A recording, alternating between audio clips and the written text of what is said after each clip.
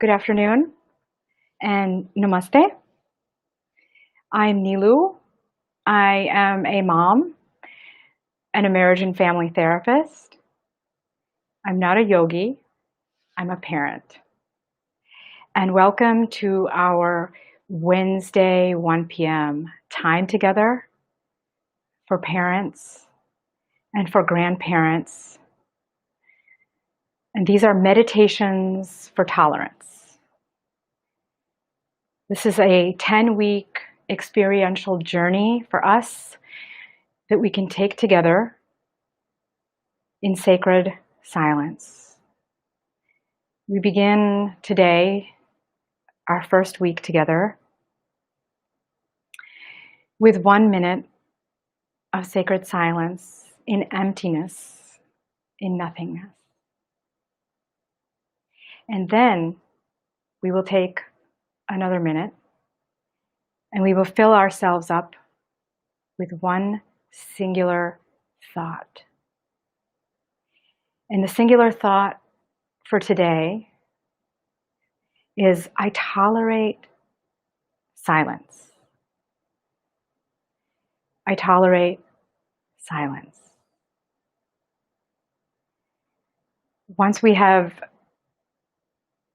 completed that part of our practice today, if you feel the calling stamina, if you feel you would like to push yourself, if you'd like to go a bit further, we will continue with 3 minutes of sacred silence in emptiness, in nothingness, a clearing.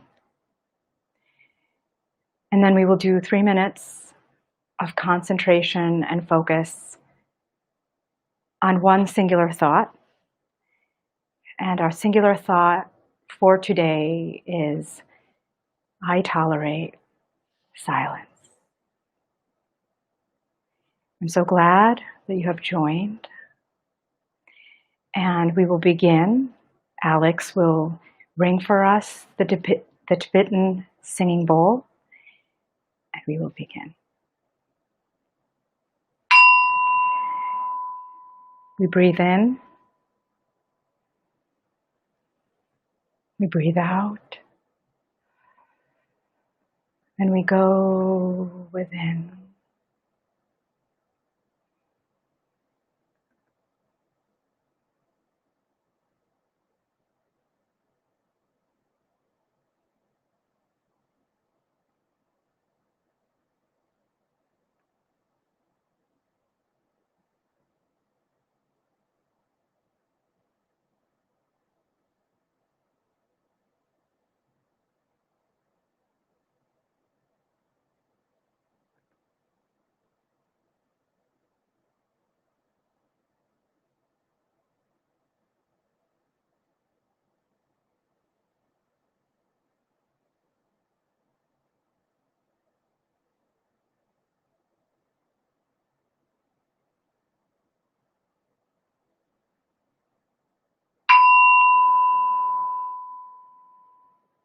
We breathe in.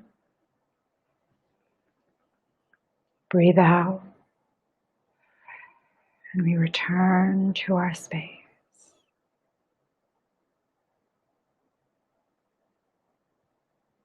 Sacred silence and emptiness.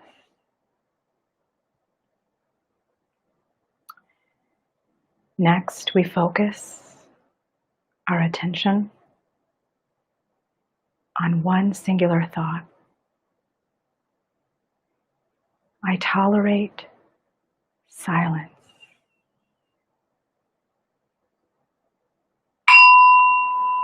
We breathe in. We breathe out. And we go within.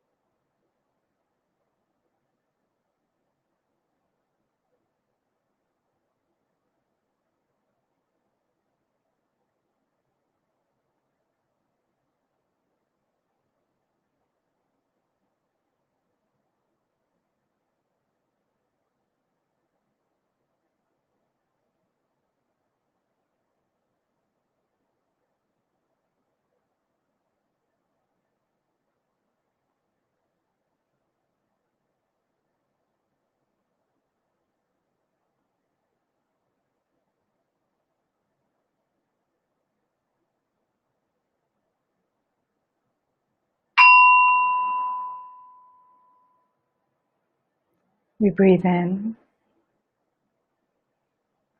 we breathe out, and we return to our space.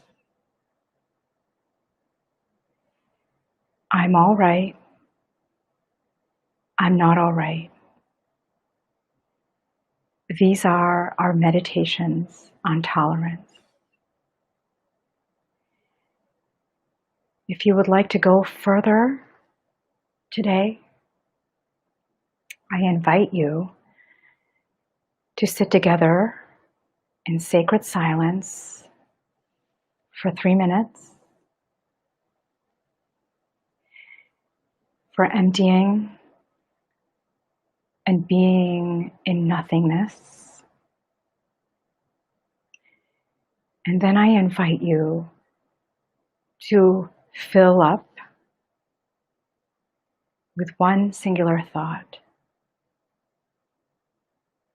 I tolerate silence.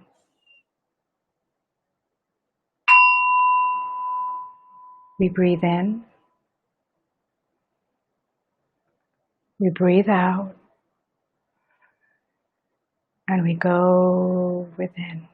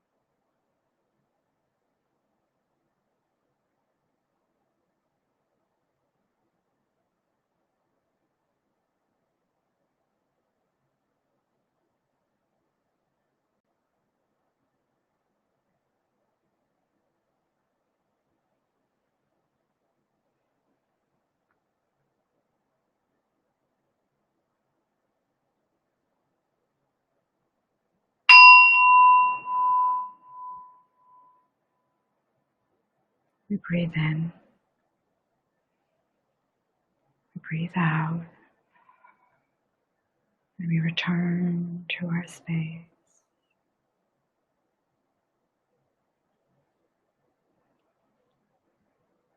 We've emptied and cleared and sat in sacred silence for 3 minutes. Next, I invite you to meditate, to concentrate and focus on a singular thought. I tolerate silence.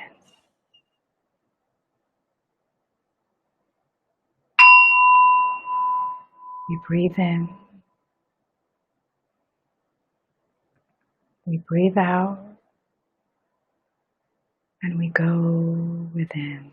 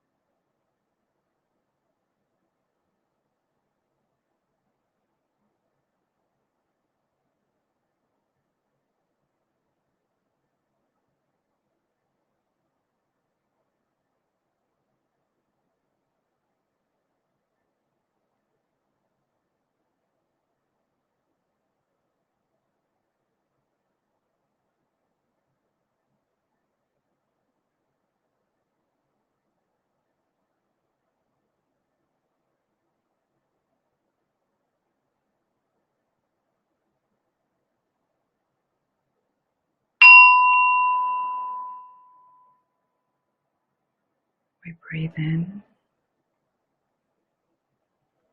we breathe out, we return to our space.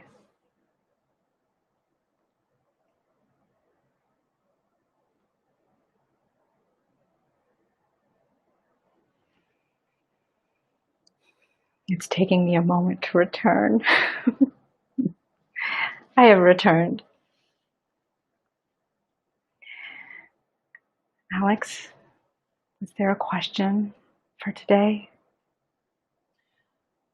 Yeah, Ilu, there is. I think that this is a safe place to ask questions, no matter who you are. And you've given me a lot of answers in the past. As have you. For me. But I'd really like to know, what is tolerance? Can you help me understand it? Well, I'm understanding it myself, and I'll do the best that I can to put it into words. So there's a phrase in, I suppose, yogic thinking, and I'm not a yogi, I'm a parent. The phrase is, it's not this, it is not this, it is not that. And so being able to hold those two positions at the same time, tolerance. It is not this, it is not that. I'm all right, I am not all right. I am good, I'm not good. He is good, he is not good. And, toggling back and forth. Tolerance for all of it. Something I heard is that sometimes it's important to live with conflict, be accepting that conflict exists rather than trying so hard to get rid of it. Because there's always going to be a sort of conflict, so maybe trying to live with it, accepting it is better. Does that sound like what you're saying too? Yeah, we have had conversations like, I'm all right, I'm not all right. There's a conflict there, right? I'm all right, I'm not all right. Tolerance for toggling back and forth and being in both positions, maybe even at the same time. Meenakshi and I are taking some online courses from the Kauai Hindu monastery, and there's a phrase that the author of these courses is Guru Deva, which means the one who brings light, the one supreme who brings light, the one teacher who brings light, the greatest teacher who brings light. And it's such a simple phrase, and I love to hear Meenakshi say it. And it's, I'm all right right now. And there was a wasp in our house. And she said, Mom, I saw the wasp, but then I remembered the wasp has not stung me yet. So I'm all right now, right? And it's the same, I'm not all right now. Right now, I'm all right. It almost sounds like, in a way, you were saying, even though it seems so hard to breathe sometimes, both physically and otherwise, you gotta give yourself permission to breathe. Yeah, there's a guilt, right? If someone else can't breathe, do I have permission to breathe? And it's both. I can't breathe. I can't breathe. I can breathe. I can breathe. And even I have to breathe. I must breathe for myself and for you. I must breathe for you. I must breathe for me. I must breathe for us. And, as a single mother, that becomes very relevant. I must breathe for us. I don't know, if I didn't have a child, I don't know if I would be as persistent about breathing. I must breathe for us.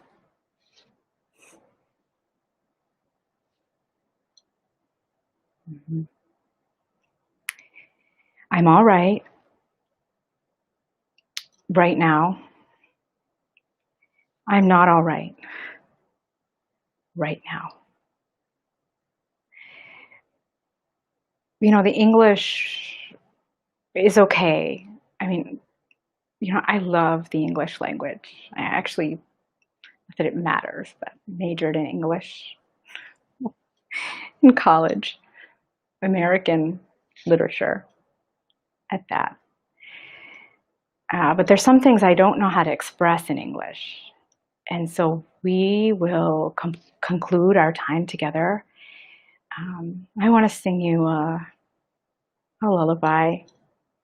It's a lullaby that I sing to myself, and it's a lullaby that I sing to my daughter. And it captures this juxtaposition, this paradox of I'm all right, I'm not all right. So, a lullaby.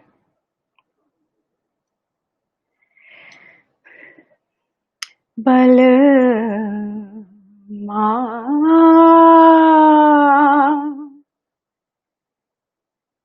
bina nahi chain, balma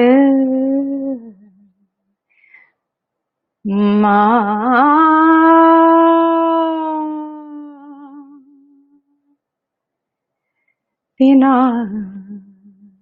nahi chain, birha ki mari more, birha ki mari more, रोवत ने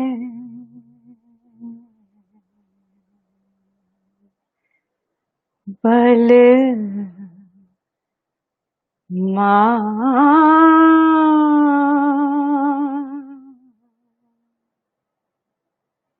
बिना नाही चैन, बिना नाही चैन, बिना नाही चैन रे, बिना नाही चैन.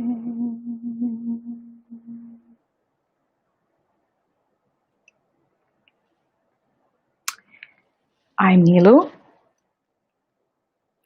I'm a mom and a marriage and family therapist. And until we meet again, just be how you are. You're all right. You're all right.